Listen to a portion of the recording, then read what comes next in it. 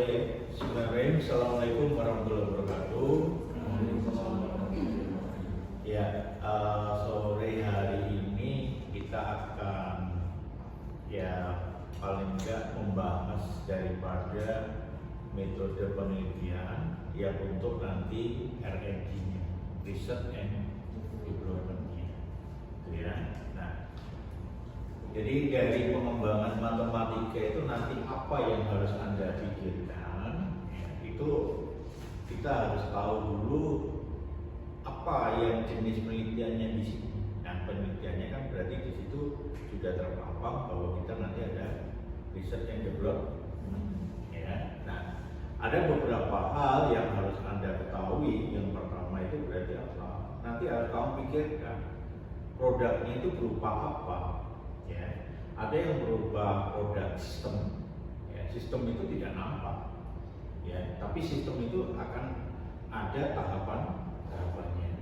Ya, ada pula yang nanti produknya itu berupa hardware. Ya, ada nanti yang software. Tergantung daripada kamu mengembangkannya yang bagian apa. Nah, kalau kamu sudah tahu produk yang kamu inginkan itu apa, sehingga kamu nanti akhirnya apa? Oh, tujuan saya itu mengembangkan ini apa, ya, misalnya contoh, oh saya menggunakan media. Nah, media itu nanti harus dalam bentuk apa, ya, berarti dalam bentuk software. Nah, berarti kalau bentuk dalam software berarti di situ harusnya bisa di download, ya, maka ini software ini nanti penggunaannya bagaimana itu wajib ada, itu ya. Jadi hari ini kita bahas yaitu tentang menganalisis apa nanti yang harus Anda tulis di bagian bab 3. Gitu, oke? Ya. Jadi R&D, ya, R&D itu, ya, kan pertama kali adalah kualitatif, ya kan? Terus dilanjutkan di sini yaitu apa? Kuantitatif. Nah, sekarang kalau saya kualitatif tahapannya, ya, kalau itu ada A, D, D, maka yang ini adalah I dan E, ya, di situ. Jadi ini adalah analisis, desain, ya, desain. Terus dan di sini adalah development. Nah, pengembangan di sini analisis. Nah, bagaimana tata caranya kita itu nanti di dalam bab 4 saat kita kualitatif mendeskripsikannya, ya, terutama di bab 4-nya yang bagian pembahasan, ya, di bagian pembahasan itu bagaimana? Nah, tata caranya, maka di sini tata caranya adalah Anda harus ngambil yaitu apa? Hasil penelitiannya apa? Nah, di situ hasil penelitiannya apa? Nah, terus bagaimana? Ini Anda campurkan, ya, koordinasikan dengan tema-tema yang lain. Ya, hasil penelitiannya ini kamu tulis, maka di situ terus kamu harus menggunakan apa? Menggunakan di sini adalah satu teori-teorinya atau konsep. Nah, di sini ada konsepnya.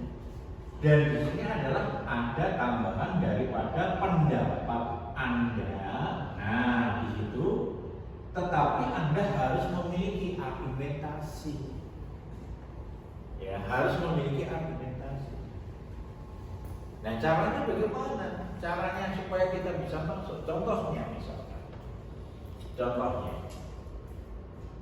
Di dalam hasil penelitian ini Anda mendapatkan yaitu di sini adalah misalnya, ya. Misalkan ada sebuah dalam penelitian ini dari hasil analisis. Nah, dari hasil analisis misalnya yaitu tentang masalah kebutuhan media yang Anda kembangkan. Nah, di sini media yang Anda kembangkan. situ berarti media yang Anda kembangkan, ingat, kalau kualitatif itu statistiknya itu adalah statistik deskriptif. Ya, statistik deskriptif. Berarti kalau statistik deskriptif itu ujung-ujungnya adalah dalam bentuk persentase. Tidak mungkin dalam bentuk uji, misalnya H0, H1 gitu ya. Tidak mungkin uji T, itu tidak mungkin. Jadi hanya persentase. Oke, sampai sini paham? Ya, hanya itu. Jadi jangan sampai lebih dari itu. Kalau lebih dari itu, maka pasti akan dikejar Anda nanti. Oke, nanti ya. Nah, sehingga dalam penerapan ini Anda harus betul-betul. Jadi teorinya ini harus Anda mulai. Misalnya contohnya, ya, di sini adalah hasil kebutuhan. Maka di sini guru dan siswa. Nah, misalnya guru dan siswa itu dia 100% butuh. Nah, misalnya di situ butuh medianya. Nah, butuh medianya. 100% butuh medianya. Nah, maka caranya Anda bahwa dia itu butuh 100% itu tadi, maka itu sesuai dengan konsep apa? Nah, di sini harus Anda cari dulu konsepnya. Nah, ini konsepnya. Berarti konsepnya itu tentang konsep apa? Otomatis kalau di sini media, Anda harusnya di sini cari konsep-konsep tentang masalah apa? Yaitu manfaat media yang harus kamu masukkan. Ya, bukan definisi media. Itu salahnya kebanyakan di situ. Jelas sampai di sini? Ya, karena ini apa? Kebutuhan. Dia butuh karena apa? Definisi. Ya udah manfaat. Gitu loh. Paham enggak maksudnya? Jelas? Ya. Tidak mungkin tidak. Itu harus. Tujuan Pak? Ya udah. Itu. Nah, kebanyakan kan rata-rata di dalam pembahasan tadi hasil ini ya, oh ini kebutuhan. Dijawabnya adalah definisi media. Itu salahnya di situ. Harusnya manfaatnya apa media tadi? Tujuannya apa? Makanya di situ kalau Anda mengembangkan daripada media, otomatis di bab 2 itu mau tidak mau harus ada apa? Definisinya. Ya toh? Terus tujuannya. Terus apa? Manfaatnya. Oke? Terus keunggulannya kalau ada. Jangan ditulis kelemahan. Oh, kamu mau itu kok ditulis kelemahan. Paham ya? Contoh. Ini contoh ya. Kamu apa namanya pengen mengenalkan pacar, husband, gitu ya. Kamu mengatakan, ya, ini calon saya makannya 1 truk, kan berat itu, ya. Tidak pernah hormat sama orang tuanya, itu kan berat, berarti kan sama aja membunuh. Paham udah maksud saya? Ya, nah maka jangan dibilangkan kelemahannya, gitu loh, paham kan? Ya, maka banyak kan orang-orang itu kan rata-rata apa? Rata-rata kalau menyusun di bab 2 pada itu yang mau dijagokan, kenapa tidak nulis kelemahannya? Paham udah maksudnya? Paham ya? Nah, contoh lagi. Ya, contoh lagi. Nanti coba diataskan lagi. Itu tentang efek ses. Terus. Nah, misalnya saya hasil penelitian. Nah, di dalam pengembangan itu nanti ada yang namanya efek ses. Ya, efek ses. Nah, terus efek ses itu misal juga. Terus ngomong bentar ya. Nah, Ya, terus langsung ini lihat ya. Nah, gue ada vektor. Bukan. Ini kan misal dewi. Enggak. Nah, ini ada efek ses. Ya. Nah, di situ ada efek ses. Efek ses itu apa? Di sini dimulai daripada uji independent sample t-test. Nah, uji tadi itu hanya melihat apa? Itu hanya untuk melihat ada pengaruh atau tidaknya saja. Tahu maksudnya? Contohnya, kamu punya teman. Teman itu berpacaran. Kamu tahunya hanya pacarannya saja. Pertanyaannya, pernah nggak kamu tahu dia itu berbuat sampai lebih dari itu? Nggak tahu, ya kan? Nah, maksudnya itu harus ada pendalaman tindak lanjutnya. Betul, ya. Nah, sehingga di sini apa? Di sini harus ada sampel tes itu hanya untuk melihat pengaruh saja, ya pengaruh. Nah, pengaruhnya itu sejauh apa gitu loh. Misalnya saya biasanya sales gitu ya, sok sales gitu. Misalnya sales, wah Pak, barang ini bagus sekali, belum dipakai sudah ada manfaatnya. Apa itu? Misalnya gitu dijual. Oh ini nanti lakunya keras benar dan seterusnya. Nah itu kan artinya kalau nanti targetnya 2, ternyata yang beli itu adalah 5, berarti kan pintar mempengaruhi. Paham ya? Nah, yang tadinya targetnya 2 kok jadi 5, itu kan berarti efek sesnya bagus. Jelas maksudnya? Oke? Ngerti ya? Nah, dari sini analisis dari bab 3 ini masih ada kurang 1 dia. Ini sengaja saya ambil tesisnya dari Kakak Klaus Kamil. Yaitu apa? Harus ada di sini yang namanya normal gain. Nah, gain, gain. Normal is gain. Nah, itu untuk melihat apa? Bisa jadi pengaruhnya itu besar. Ya, tapi ternyata untuk ukuran normal itu tidak baik. Nah, gitu loh. Yang baik bagaimana? Ya yang bisa itu adalah efek sesnya tinggi, secara normal itu memang tetap tinggi. Paham sampai di situ? Nah, jadi bagi yang Anda punya pengembangan itu adalah nanti harus uji independent sample t-test. Jadi bukan pilot ya, kayak di situ untuk yang bukan.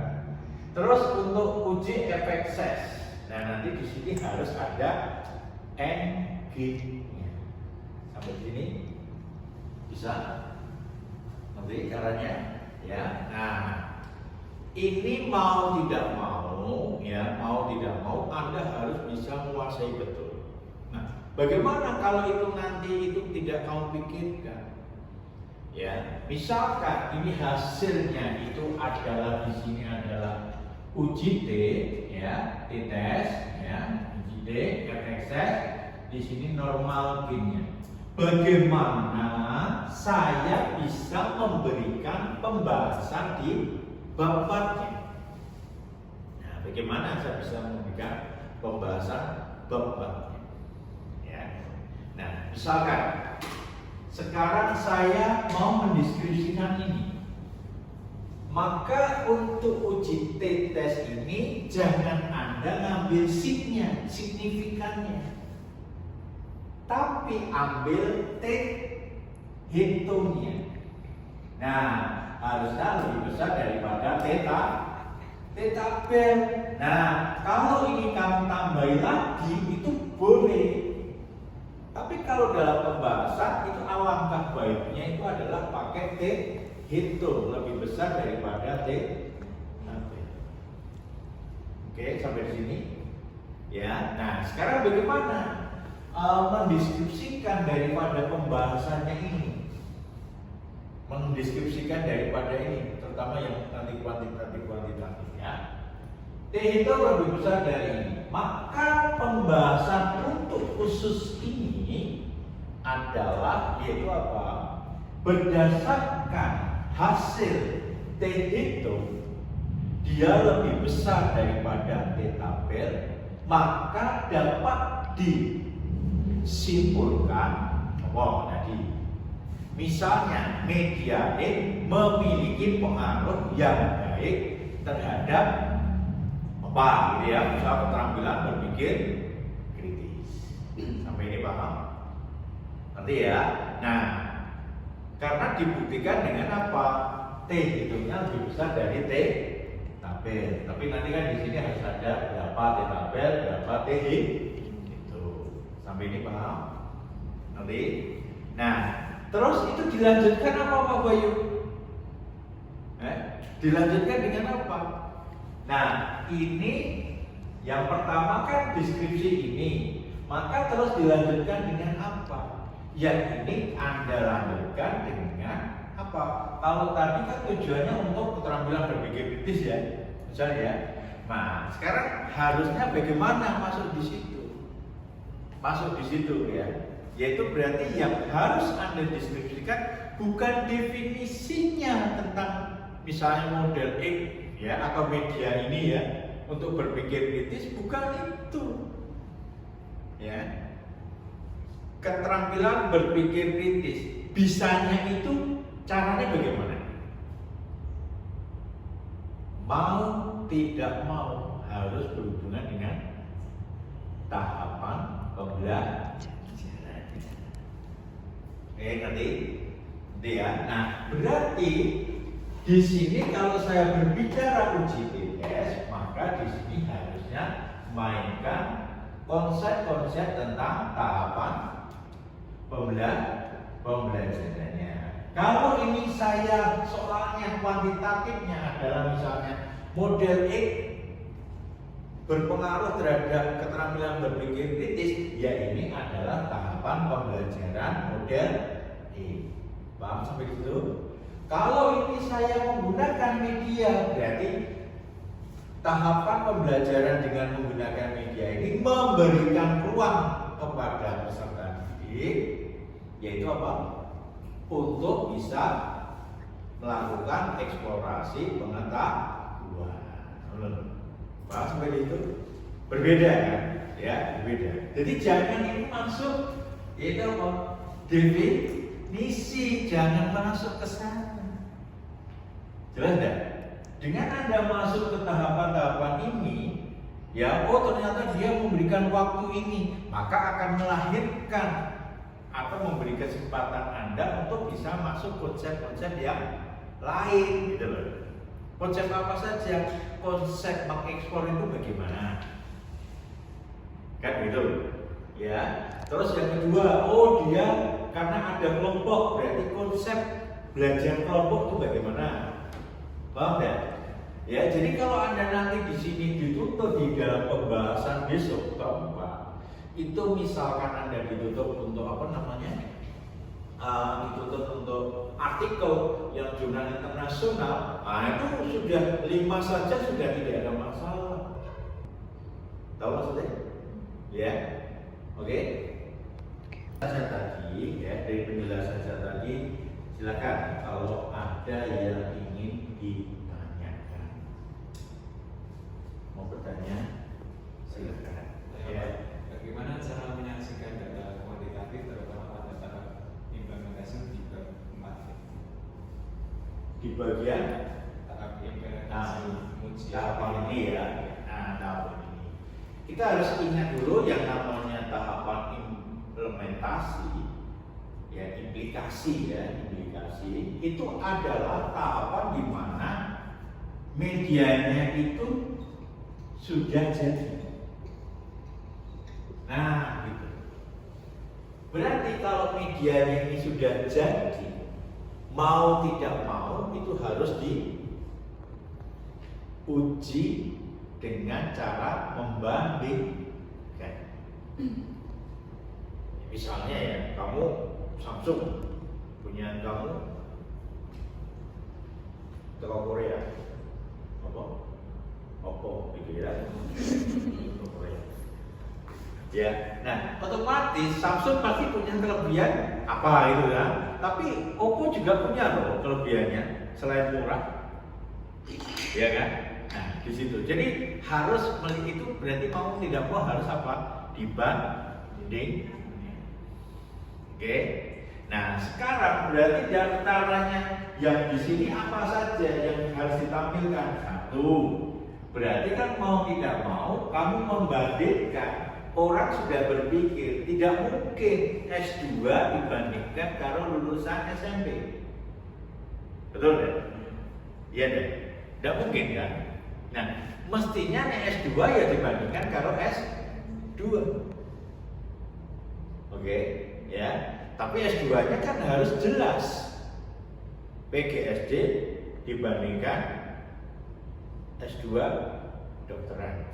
Asal kita kok opo dibandingi opo kan beda gitu loh. Jelas seperti ini ya. Nah, berarti di sini adalah satu itu kata-kata perbandingan itu kan kamu harus punya data kan gitu. Ya. Minimalnya apa? Ya minimalnya ini harus muncul yang namanya uji prasyarat. Nah di situ yang namanya uji prasyarat itu kan sebetulnya hanya ada dua. Sebetulnya yang pertama uji tentang masalah nanti statistiknya. Kalau uji statistik berarti di sini Anda pengennya adalah uji T. Ya berarti ini harus pakai normal, uji normal. Paham? Ngerti ya? Nah, saya tidak ingin ini sudah misalkan. Berarti terus apa? Oke, itu normal. Ya. Berarti sekarang uji prasyarat yang berikutnya apa? Mau tidak mau harus dia homogen. Homo harus sama kan gitu. Ya, S2 PGSD ya harus sama-sama dengan S2 PGSD. Oke, jelas? Nah, S2 PGSD 11 Maret dibandingkan S2 PGSD Papua misalkan. Kira-kira sebanding gitu. Kira-kira sebanding gitu. Kayaknya tidak deh. Ya. Loh, kenapa kok ini? Saya dulu ngajar S1 yang ada yang dari Papua. Saya tanya, setengah tambah sepertiga berapa? 2/5. Jadi atas tambahin atas, bawah tambahin bawah. Ya pertama saya agak semaput, meh gitu loh. Ya Allah kok kayak gini. Tapi ya gimana lagi? Oke, jelas ya. Nah di situ ya, maka homogen ini adalah berarti nanti harus ada keseimbangan. Paham sampai di situ? Ya. Nah ini uji prasyarat saja. Oke, ya. Nah ini yang pertama. Ya, yang pertama. Setelah itu apa? Anda harus yaitu apa di sini? Anda harus melakukan tes. Nah yang namanya tes kan berarti ada pre dan post. Kan gitu. Ya. Masing-masing harus di situ apa? Pre-nya harus kamu teskan. Maka berarti di sini harus ada data pretest, yaitu antara kelompok kontrol sama eksperimen. Mau tidak mau harus itu. Ya, kalau kamu memang ini menyatakan dia seimbang, harusnya. Nah ini kamu mau lakukan. Yaitu apa? Di pretestnya ini rata-ratanya ya harusnya mendekati dong. Eksperimen rata-ratanya berapa? 7,4. Kontrol 3,2. Yaitu sudah tidak mungkin imbang. Berarti kesimpulannya ini diragukan. Paham seperti itu? Ya. 2. Pretestnya berapa? eksperimen 42,75 misalnya. Terus yang kontrol berapa? 41,98 misalkan gitu ya. Nah, itu bagaimana Pak Bayu? Kalau itu selisihnya sudah sedikit, biasanya saya akan melihat standar deviasinya. Kalau standar deviasinya yang eksperimen misalnya itu adalah 6, berapa, yang kontrol itu adalah 12 atau misalnya di atas 12, 20, berapa, wah itu tidak imbang lagi. Maka di sini berarti kesimpulannya apa? Ya, di sini harus setelah ada uji prasyarat maka harus Anda tampilkan itu apa? Statistik deskriptif. Nah, kamu nanti statistik deskriptifnya. Jelas sampai di situ? Oke, ya. Nah, jadi wajib. Ya, kalau Anda kuantitatif wajib harus ada statistik deskriptif. Minimalnya apa? Nah, nilai minimalnya, ada nilai maksimalnya, ada rata dan ada standar deviasi. Pak, itu wajib. Jelas sampai di situ? Ya. Nah, karena standar deviasi itu nanti penting saat Anda mencari efek size. Di situ. Efek size-nya penting di situ. Anda butuh standar deviasi. Hasil tadi ya saya jelaskan ya. Berarti di situ satu yang pertama, kuatin dulu kamu di bab 3. Analisis betul di situ. Kenapa? Karena di situ Anda nanti akan menguraikan apa-apa saja yang harus Anda tulis di hasil penelitian. Tadi apa? Jadi kalau itu masih tahapan kualitatif ya, kalau itu harus ditunjukkan dengan foto ya saran saya itu adalah apabila dia fokusnya ke budaya. Ya, karena akan Anda interpretasikan. Tapi kalau itu sebuah keinginan atau itu masalah manajemen, ya harus Anda berdasarkan observasi yang diperkuat dengan hasil analisis dokumen, misalnya dari hasil angket, dari kurikulumnya atau apa itu berdasarkan itu. Nah, yang terakhir itu bagaimana cara kita membahas. Kita harus hati-hati, harus bisa menciptakan ruang untuk bisa masuk konsep atau teori yang berasalkan dari artikel-artikel ya, yang paling tidak yang barusan itu atau 5 tahun saat kamu penelitian itu bisa masuk sebanyak-banyaknya ya. Jadi jangan sampai Anda masuknya langsung jedar, oh ini adalah merupakan pakai definisi untuk apa gitu loh. Kalau misalnya berpengaruh terhadap Y, ya mau tidak mau, itu harus kita cari masalah tahapan pembelajarannya. Oh, dia memiliki pengaruh yang sangat kuat. Anda cari dari sisi manfaatnya. Oke ya.